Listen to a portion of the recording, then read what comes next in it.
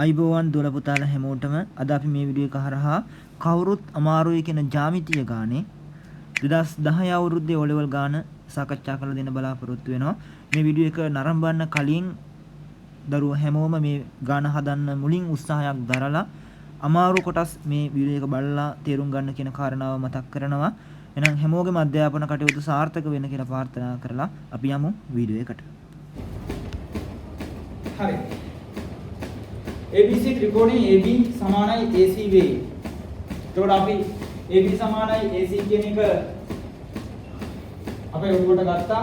එතකොට ආ ත්‍රිකෝණයේ රූපස්ථානීය ආයතනය පිටපත් කරගන්න නිසා උත්තර පත්‍රේ AB සමානයි AC කියන එකේ ප්‍රතිඵලයක් විදිහට මේක ABC ත්‍රිකෝණය සමද්වීපාද ත්‍රිකෝණයක් කියන එක දකින්න ඕන. ඒක දැක්කනම් සමද්වීපාද ත්‍රිකෝණයක සමාන පාළුවකට සම්මුඛ කොණ සමානයි කියන එක මතක් වෙන්න ඕන. ඒ දේ ගන්න ඕන නිසා තමයි මේ පාත් දෙක සමානයි කියලා දෙන්නේ. හරි. ඒ ප්‍රෝජින ගන්න දෙද්දී ගන්න හදන්න බෑ කොහොමද? එහෙනම් අපි මේකට ඉස්සරහා දෙන මේකයි මේකට ඉස්සරහා දෙන මේකයි සමානයි කියලා රූපසනානේ ලකුණු කරා. හරි. ඒක මේ කරන්නේ කොහොමද? ගාන කියවගෙන යන අතර වාරය. ඔය ටික ලකුණු ගන්න. හරි. ඊළඟට AB මධ්‍ය ලක්ෂ්‍ය D මැද. දැන් මේ කැලේ දෙක සමානයි. AD කැලලයි DB සමානයි. අපි ඒවා ලකුණු කරා. AC ට මධ්‍ය ලක්ෂ්‍ය D මධ්‍ය ලක්ෂ්‍ය AB මධ්‍ය ලක්ෂ්‍ය වන D හරහා AC ට සමාන්තරව ඇඳ ඇති රේඛාව B හරහා AC ට සමාන්තරව ඇඳලා තියෙන රේඛාව BC පාදය FED හමු වේ. FED BC පාදය හමු වේ. එතකොට අපි දැනගන්න ඕන මේ දෙක සමාන්තරයි. BD සමානයි CE වනසේ. එතකොට BD කියන්නේ මෙන්න මේ කොටස. CE කියන්නේ මේක ඇරි. එහෙම වෙන විදියට CE වනසේ AC පාදය E දෙක දික් කරන්නේ. දික් කරන්නේ මේ හා සමාන දිගක්. ඒකයි BD සමානයි CE වනසේ කියලා කිව්වේ. අපෙන් අහන පළවෙනි ප්‍රශ්නේ. DBF සමානයි DFB කෝණයේ බව. සාධනය කළ යුක්ත.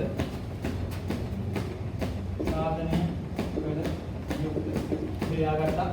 පළවෙනි එක මොකක්ද දෙන්නේ? DBF කෝණය සමානයි DFB. දැන් සාධනය කියන්න හදන්නේ. හරි. දැන් බලමු මොකද්ද මේ? DBF කියන්නේ මේ කෝණය. DBF. ඒ කියන්නේ මේකයි සමාන එක දැනටමත් අපි හිතලා ඉවරයි. DFB කියන්නේ DFB කියන්නේ මේකයි සමානයි කියලා පෙන්නන්න. කොහොමද කියන්නේ? අනුරූප කෝණවලින් කියන්න පුළුවන්. පුළුවන්. ඉතාලි දෙන්න පුළුවන්. මේකයි මේ දෙක සමාන්තර රේඛා දෙක. මේක දීර්ඝ රේඛාව. මේ හැඩේනේ වෙන්නේ. ඔන්න දීර්ඝ රේඛාව තියෙන සමාන්තර රේඛා දෙක මෙහෙම තියෙනවා. මේ කෝණේ එක වගේ හැටි. මේ දෙක සමාන වෙන්න ඕන. හරි. ඒත් අපි ඉස්සෙල්ලා පටන් ගන්නකොට ඒකකින් නෙවෙයි. අපි මේ ලකුණු කරගත්ත එකකින් පටන් ගන්නවා. හරි. ඒක අපි ලකුණු කරගත්තේ ඇයි? මොන දෙකද සමාන වෙන්නේ? AB සමානයි AC. ඇයි ඒ? දත්තය නින්දා. AB සමානයි AC දත්තය නින්දා. ඒකට AB සමානයි AC වෙනවා නම් මේ පාද දෙකට ඉස්සරහා තියෙන කෝණ දෙක මොකෝ වෙන්න ඕනේ? සමාන වෙන්න අපි කියන එම නිසා මොන කෝණ දෙකද? ABC කෝණයයි ACB කෝණයයි සමානයි. ඒ නිසා ABC කෝණය සමානයි ACB කෝණය. හරි. මේක රචනා ගැටලුවක් නිසා අපි පැහැදිලි උත්තරයක් දෙන්න ඕනේ ඒකයි. දැන් මේක හරි. ඊළඟට අපිට කියන්න පුළුවන් ACF කෝණයට හරිනේ නැත්නම් ACB කෝණම ගන්නත් කමන්නේ. ACF කෝණයට DFB කෝණය සමානයි. ඇයි සමාන? අනුරූප කොන සමාන නිසා. හරි? F පපුව. දැන් අපිට AC F කොනෙට කොනේ සමානයි. දැන් AC B ගාමත් මෙතන AC B තියෙන ප්‍රශ්නයක් නෑ හරිය. එකම කොනේ DFB සමාන වෙනවා. දැන් මේකෙන් ඔයාලට තීන්දුවක් ගන්න පුළුවන් නිගමනයක් ගන්න පුළුවන්. ABC කොනේ ACB ට සමාන වෙනවා. මේ තියෙන්නේ ACB මයි ACF කියලා අපි කිව්වට. හරිනේ. AC B කියන්නේ ACF කියන්නේ අවසාන තියෙන්නේ මේ කොනේනේ. අකුර පොඩ්ඩක් එහාට ගිහින් නැති විතරයි නැති එකම කොනේ. ඒකට එහෙනම් මෙතනින් අපිට තීරණය ගන්න පුළුවන් මේ දෙක සමාන නම් මේ දෙක එකම කොනේනේ මේ දෙක. එහෙනම් ප්‍රත්‍යක්ෂ වලින් කියන්න පුළුවන් මේ දෙකක් මොකෝ වෙනවද?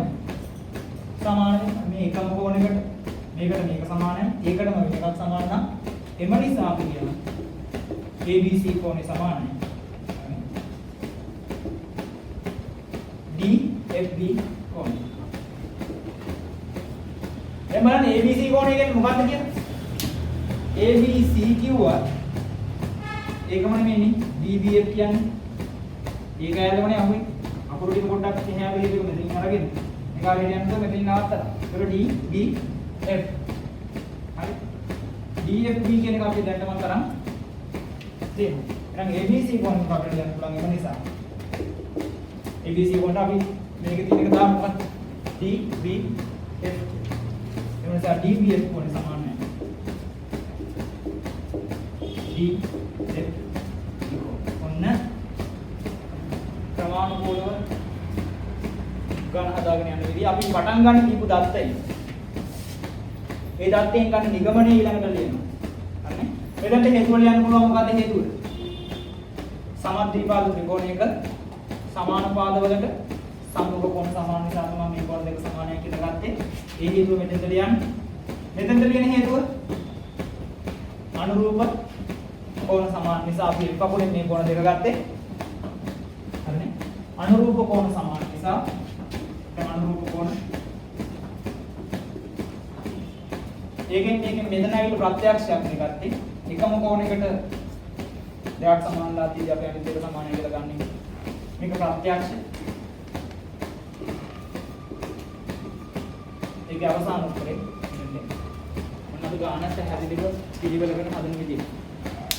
ඉතින් කියන්නේ සාධනය කළ යුක්ත විදියට DFO ත්‍රිකෝණය හා EOC ත්‍රිකෝණය BCO ත්‍රිකෝණය අංග සමබව පෙන්වන්න කියලා. අපි සාධනය කළ යුක්තයට දේ ලියාගත්තා. DFO ත්‍රිකෝණය අංග සමයි BCO ත්‍රිකෝණය බව පෙන්වන්න තියෙන සාධනය කළ යුක්ත. අපි සාධනයට දේ ආයෙ ලියාගන්න. DFO ත්‍රිකෝණය හා ත්‍රිකෝණය හා කැර දෙකක් ලියන්නේ. ත්‍රිකෝණය හා BCO ත්‍රිකෝණය නම් මේ දෙක තමයි අංග සම කරන්න තියෙන්නේ. දැන් අපි ඒක යටතේ සමානාංග මේ ත්‍රිකෝණයේ මොකක් මේ ත්‍රිකෝණයේ මොකකට සමානද කියන එක යටතේ අපි දන්නවා අංග සම කරන්න අවස්ථා හතරක් අපිට තියෙනවා. එක පාපාප අවස්ථාව යටතේ අංග සම කරන්න ඕන. ඒ කියන්නේ පාද තුන තවත් ත්‍රිකෝණයක පාද තුන සමාන වෙන්න ඕන එහෙනම්. නැත්නම් පාපෝපා අවස්ථාව යටතේ අංග සම කරන්න ඕන. පාපෝපා අවස්ථාව කියන්නේ මොකක්ද? එක් ත්‍රිකෝණයක පාද දෙකක් හා කෝණයක්ද නැහැ. මොන කෝණයද? අන්තර්ගත කෝණය. අනිත් ත්‍රිකෝණීය පාද දෙකකට සහ අන්තර්ගත කෝණයට සමාන වෙන්න ඕන. කෝකෝ පාගත්තොත් එක් ත්‍රිකෝණයක කෝණ දෙකක් සහ පාදයක් තවත් ත්‍රිකෝණයක කෝණ දෙකකට සහ අනුරූප පාදයට සමාන වෙන්න ඕන. මොකද විසතිය කතා කරාම මුතුනි අනුරූප පාදයෙන් කියන්නේ කියලා. කර්ණපා අවස්ථාව යටතේ අංග සම වෙන්න පුළුවන්. ඒකට ඍජු කෝණීය ත්‍රිකෝණ තියෙන මෙතන එකක් නැති නිසා අපි ඒක අත්හැර දාන්න පුළුවන්. අවස්ථා තුනක් තියෙන එක අපිට සලකන්න. බලමු මොකක් කියලාද අංග සම කරන්න පුළුවන් වෙන්නේ කියලා. අපිට අංග සම කරන්න තියෙන්නේ DFO කියන මෙන්න මේ කඩේකින් ඇඳපු ත්‍රිකෝණය. OBC කියන ගණී OCE කියන මෙන්න මේ කඩේකින් ඇඳපු ත්‍රිකෝණය මෙන්න මේ දෙක තමයි අංග සම කරන්නේ. මට එකක් කියන්නේ මේකේ අංග සම අවස්ථාව යටතේ අපිට සමානයි කියලා ගන්න පුළුවන්. ඊයප එකක් මොකද වෙන්නේ?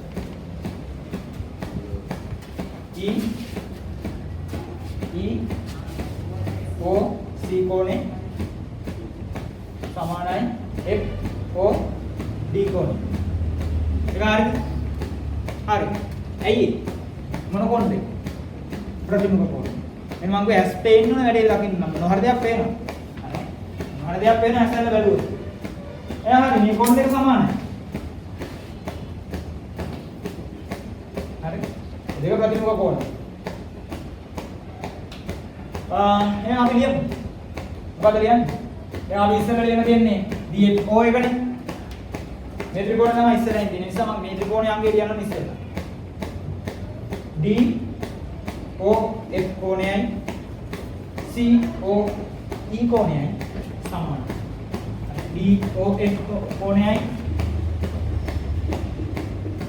සමානයි C O E කෝණයට. හේතුව ලියන්න ඕන ප්‍රතිමුඛ කෝණය. අවබෝධ කරගන්න. ඔව් ඒක ගන්න පුළුවන්. හැබැයි එක සැරේටම බෑ. හරි? දැන් හිතන්න මේ. අපි දැන් හැම වෙලාවෙම දෙවෙනි කොටසක් දෙන්නේ ජ්‍යාමිතිය ගන්නක පළවෙනි කොටසේ භාවිතයක් එක්ක. පළවෙනි කොටස දැක්කා. ඔප්පු කරගත්තේ මොකද්ද? මෙන්න මේ කෝණ දෙක සමානයි. හරි? පළවෙනි කොටස ඔප්පු කරගත්තා අපි මේ කෝණ දෙක සමානයි. මෙතන තියෙන ත්‍රිකෝණයක් එක. හරි. මේ ත්‍රිකෝණේ කෝණ දෙකක් සමාන නම් අපි දන්න සමද්විපාත ත්‍රිකෝණ වල මේ විලෝමය ගැන කතා කරද්දී කෝණ දෙකක් සමාන නම් සමාන කෝණ වලට සම්මුඛ පාද සමානයි. එහෙනම් මේකට ඉස්සරහා තියෙන මේ කෑල්ලයි මේකට ඉස්සරහා තියෙන මේ කෑල්ලයි මොකෝ වෙන්නේ? සමානයි. හරි. එහෙනම් අපි ඔය දෙක සමානයි. හැබැයි එතෙන්ට යන්න නම් පුතේ අපි ඒක අතට ලියන්න කලින් මේක සමානයි කියලා ඔප්පු කරගන්නවා. හරි. එහෙනම් අපිට ලියන්න හේතුවක් නැති වෙනවනේ එතන. මොකද ලියන්නේ ප්‍රතිමුඛ කෝණ සමාන නිසා කියලා. මේ සමාන පාද වලට සමාන කෝණ සම්මුඛ පාද සමාන නිසා සමාන වෙන්නේ මේ දෙක. හරි. නිසා අපි ඒක ඔප්පු කරගන්න පොඩ්ඩක් මෙහෙම. අපිට DB සමානයි CE කියලා දුන්නා. හරි. DB සමානයි CE දත්ත. ඒක දුන්නානේ. දැන් අපිට ලියන්න පුළුවන් DB සමානයි DF. DB සමාන වෙනවා DF. ඇයි? ත්‍රිකෝණයක කෝණ දෙකක් සමාන නම් සමාන කෝණ වලට සම්මුඛ පාද සමාන. හරිනේ? කෝණ දෙකක් සමාන නම් සමාන කෝණ වලට සම්මුඛ පාද සමාන නිසා මේ දෙක සමානයි. ඒකට ඒක ලියන්න මෙතන. ත්‍රිකෝණයක කෝණ දෙකක් සමාන නම් සමාන කෝණ වලට සම්මුඛ පාද සමාන නිසා ඒක ලියනවා. ප්‍රමේයන් මතක නිසා මම ලියන්නේ ප්‍රමේයන් පාඩම් කරලා දැන් මොකද මතකයි. ඒ නිසා ලියන්න ඕනේ නැහැ. ඒවල DB කියන එක තියෙනවා. එකම පාදයක් දෙකකට සමාන වෙලා නම් මේ දෙක මොකෝ වෙන්න ඕනේ? සමානයි. එම නිසා CE සමානයි DF. ඔර CE කියන කැලලයි DF කියන කැලලයි සමාන වෙලා තියෙනවා. එහෙනම් දැන් අරන් යනවා ඒක මෙතෙන්ට. මේ පැත්තේ ලියනවා ඉස්සෙල්ලා DF එක. හරි. DF සමානයි CE. හේතුව ඉහත සාධිතයි.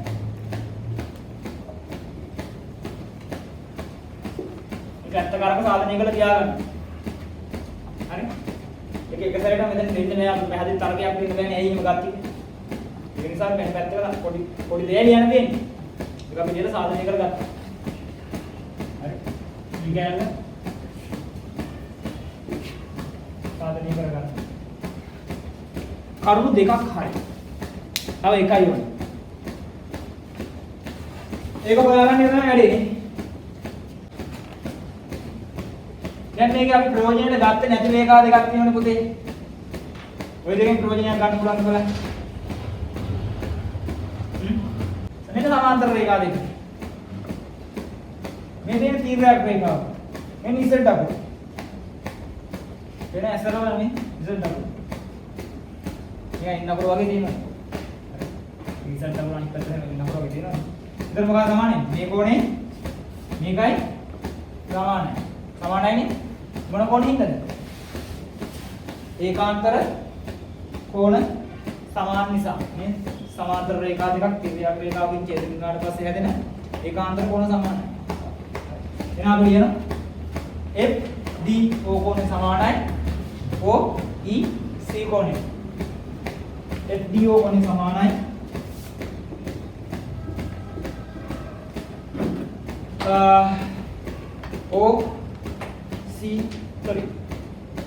FDO කෝණය සමානයි OEC කෝණය. FDO කෝණය සමානයි OEC කෝණය. ඒකාන්තර කෝණ. right දැන් බලන්න මේක අංග සමද කියලා මේ නිකම්ම ලියලා දාන්නේ නැහැ මේ කෝණ දෙකයි පාදේ කෝපා කියලා ලියන්නේ නැහැ. දැන් බලන්න අපේ අංග සම අවස්ථාවට වැටෙනවද? දැන් ලියන්නේ කෝණ දෙකක් සහ පාදයේ තියෙනවා නම් පාදයේ අනුරූප පාදයේ විය යුතුයිනේ. පාදයේ අනුරූප පාදයේ විය යුතුයි. ලියන්න කොට බලන්න කියන අවස්ථාව දෙන්න ඈ. දැන් බලන්න පාදයේ අනුරූප පාදේ කියලා චෙක් කරගන්න. සමහර අය වෙන මොනවාරි කුරුවල් ලියලා කෝපා යටතේ අංග සමය කියලා ලියලා දානවා. හරි? දැන් අංග සමද කියලා බලන්න. පාදය අනුරූප පාදේ නම් අපි මේ පාදනේ ගන්න සමානයි කියලානේ. භාවිතා කරපු පාදේ DF සමානයි EC කියන එකනේ. එහෙනම් මේක කියන්නේ පුතේ කැලේ දෙකකින් ලකුණු කරමු මේ ප්‍රතිමුඛ කෝණ කියලා ගත්ත එකට ඉස්සරහනේ. පාදයේ තියෙන අර පැත්තෙත් ඒකට ඉස්සරහනේ. එහෙනම් ප්‍රශ්නයක් නැහැ. අනුරූප පාදේ හරි. වෙන එකකට ඉස්සරහ විචයක් කියම සමානයි කියලා ගත්තා නම් එහෙම වැඩේ කරන්න බෑ. හරි? එහෙනම් එම නිසා DFO ත්‍රිකෝණය අංග සමයි. අංග සමයි. ECO ත්‍රිකෝණයට අවස්ථාව කෝපා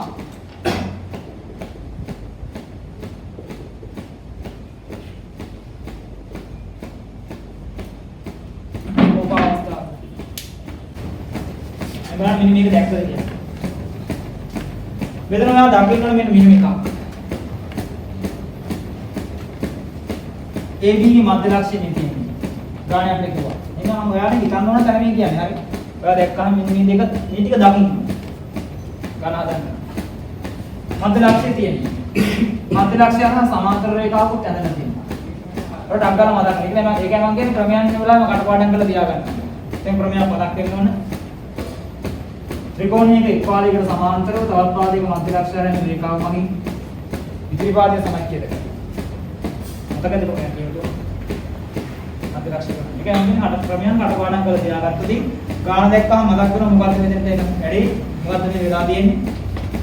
අකල් මතක්. හරි? එහෙනම් ක්‍රමයන් කටපාඩම් කරගන්න එක අත්‍යවශ්‍යයි. මොකද්ද ක්‍රමය?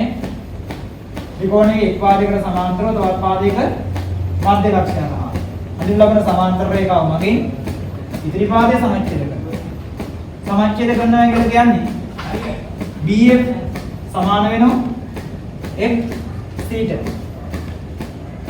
හරි? මේ කැලේ දෙක සමානයි. එහෙනම් මම ලියනවා. ඒක අපි හොයාගත්තනේ BF සමානයි FC. ඇයි? ලියන්නේ.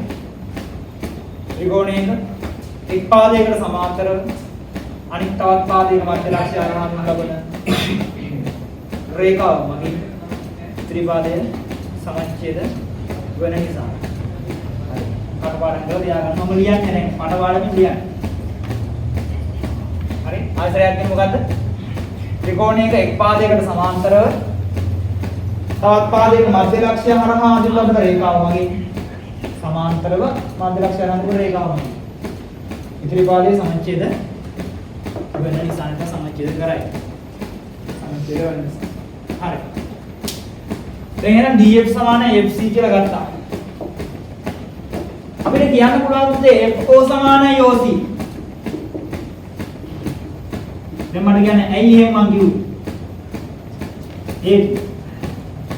FO සමානයි OC. FO එකයි OC එකයි සමානයි. ඇයි ඒ? ඈ? ඒකින් නේද? ඒක සමාන්තර රේඛාවක් නේ.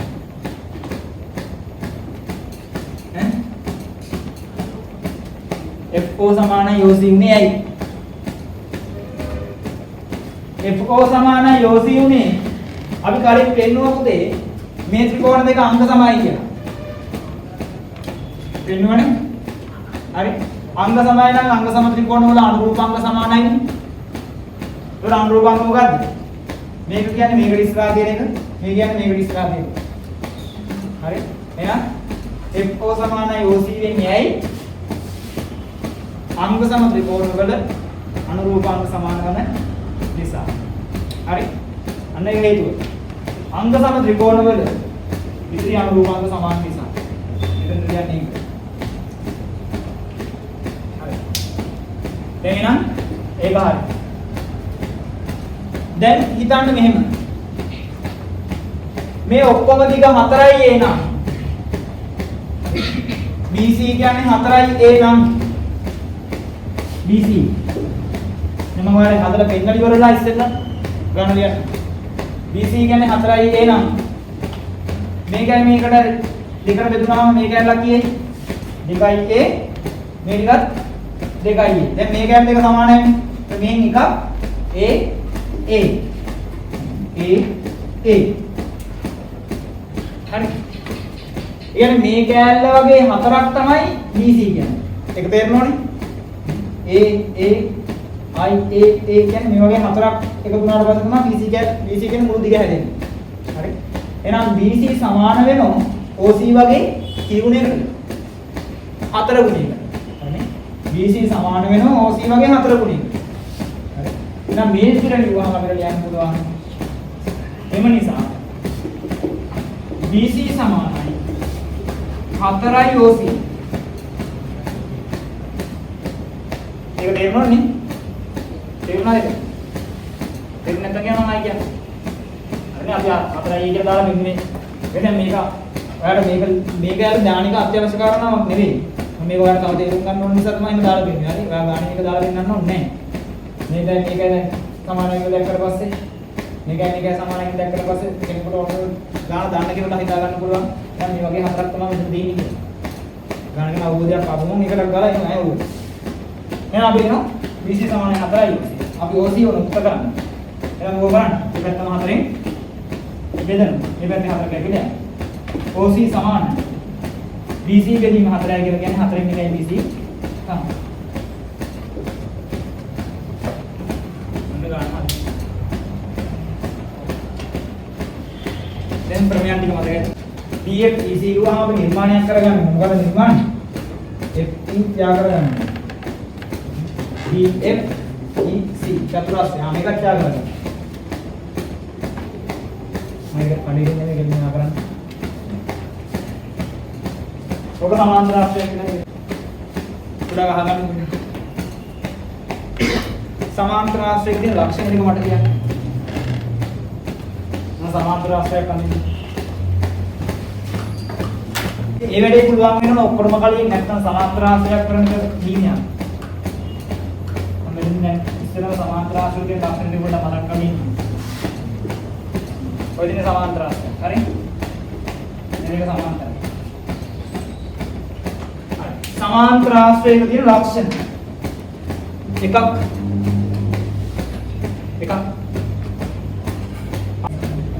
සම්මුඛ පාද සමානයි. සම්මුඛ පාද සමාන්තරයි එකක්. මේක සම්මුඛ පාද සමානයි. මේ දිගයි සමාන වෙනවා. මේ දිගයි සමාන වෙනවා. ඔබ මේ ඍජු කෝණාශ්‍රයක් නැලවෙන්නේ. තව එකක් කරම දාන්න දෙන්න. සම්මුඛ කෝණ සමානයි. හරි දෙවෙනි කරුණ. එකක් මතක තියාගන්න පුතේ කොහොමද සමාන්තර ආශ්‍රයයක් නම් සම්මුඛ පාද සමාන්තර වෙනවනේ. ඒක සම්මුඛ පාද සමාන වෙනවා. හරි. දෙවෙනි කරුණ තමයි සම්මුඛ කෝණත් සමාන වෙනවා. මේ කෝණේ සමානයි. මේ කෝණේ සමානයි. සම්මුඛ කෝණ සමානයි. එහෙනම් සම්මුඛ පාද සමානයි. සම්මුඛ කෝණ සමානයි. තුන්වෙනි එක එක් විකර්ණය මගින් සමාන්තරාංශයේ වර්ගඵලය සමච්ඡේද කරනවා. හරි? එක එක විකර්ණය වගේ සමාන්තරාංශයේ වර්ගඵලය. කියන්නේ මේ පැත්තේ වර්ගඵලය මේ පැත්තේ වර්ගඵලය සමානයි. වර්ගඵලය සමච්ඡේද කරනවා. මේකෙන් විතරක් නෙවෙයි අනිත් එකනොත් දෙපැත්තට බෙදලා මේ කෑල්ලයි වර්ගඵලයෙන් සමානයි. එක එක විකර්ණය වගේ සමාන්තරාංශයේ වර්ගඵලය සමච්ඡේද කරනවා. ඊළඟ එක විකර්ණ එකිනෙක සමච්ඡේද වෙනවා. ඒ කියන්නේ මොකද්ද? එකිනෙක සමච්ඡේද වෙනවා කියන්නේ මේ විකර්ණය ගියාම මෙතෙන්දි මේ කෑල්ල දෙකට බෙදෙනවා. මේ විකර්ණ දෙකට බෙදෙනවා සමානයි. ඒ කියන්නේ මේ කෑල්ලයි සමානයි. මම ඒ කියන්නේ තුනක් කියන්නේ මෙතන දෙකක් දාලා තියෙනවා නේ. අතන එකක් දාලානේ. මේකයි මේකයි සමානයි. ඊළඟට මේ විකර්ණී මේක දෙකට බෙදෙනවා. එතකොට මේකයි සමාන වෙනවා. සමාන. හරි. ඔය මොනවද සමාන්තර ආශ්‍රිතේ ලක්ෂණ ටික මතක තියාගන්න. හරි. සමුහ පාද සමානයි, සමුහ පාද සමාන්තරයි. සමුහ කෝණ සමානයි. විකර්ණ එකිනෙක සමච්ඡේද වෙනවා. එක විකර්ණයමයි සමාන්තර ආශ්‍රිත වර්ගඵලය සමච්ඡේද කරනවා. දැන් මෙතන මතක තියාගන්න ඔය ලක්ෂණ වලින් එකක් හරි තියෙනවා නම් යාමසේ චතුරාශ්‍රයකට ඒ චතුරාශ්‍රය සමාන්තර ආශ්‍රයයක් වෙනවා.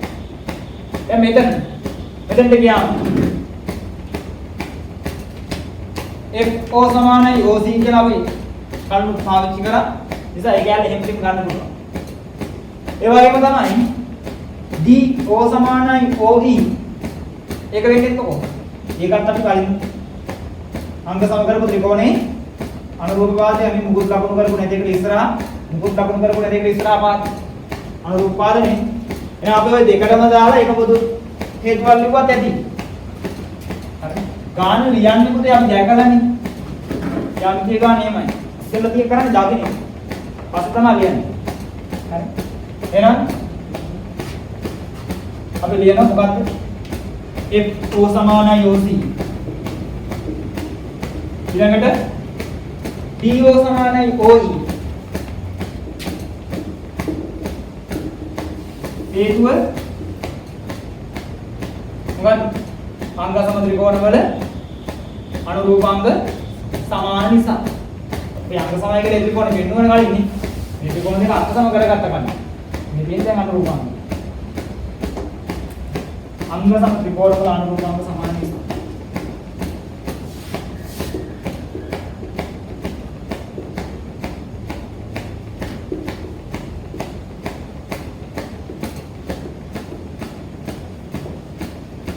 එම නිසා DFPC සමාන්තර ආශ්‍රිත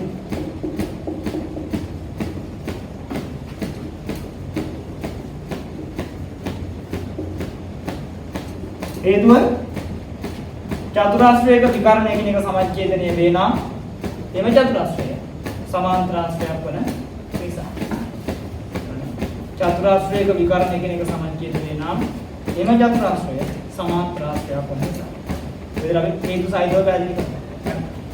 චතුරාශ්‍රයක විකර්ණ එකිනෙක සමච්ඡේද වෙනවා.